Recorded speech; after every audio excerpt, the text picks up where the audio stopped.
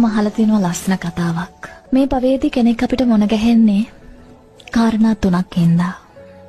එක්කෝ පහුගිය භවයක පිරිමහන්න බැරි වුණු ආදරයක් පිරිමහන්න. එක්කෝ පහුගිය භවයක පිරිමහන්න බැරි වුණු වෛරයක් පිරිමහන්න. එහෙමත් නැත්නම් පහුගිය භවයක පිරිමහන්න බැරි වුණු රාගයක් පිරිමහන්න.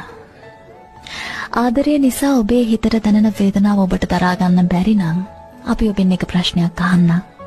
ඔබට හිතෙනවද ඔබ ආදරෙන් පෙරදුනා කියලා? එහෙනම් ඔබට හිත හදා ගන්න පුළුවන් එකම එක ක්‍රමයයි මේ ලෝකේ තියෙන්නේ. ඔබ පරාජය බාර ගන්න. ඔබ පරාජය බාරගත්තේ නැත්නම් ඔබට හිත හදා ගන්න පටන් ගන්න බෑ. දැන් ඔබ කියයි පරාද වෙන්න ආදරය කියන්නේ තරගයක් නෙවෙයි. ඕව අපි දන්නවා. හැබැයි දැන් ඔබ තේරුම් ගන්න ඕනේ මේකයි. කෙනෙක් අපි බලාපොරොත්තු වෙන විදියට අපිට ආදරය කරන්නේ නැහැ කියලා චෝදනා කරන්න අපිට බෑ.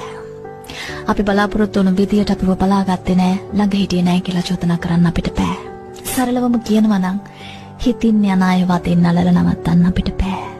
හැබැයි ඇත්තටම ඔබට ආදරය කරන කෙනා ඔබ බලාපොරොත්තු වුණත් නැතත් ඔබේ හැඟීම් වලට අඩුපාඩුවක් කරන්නේ නැහැ.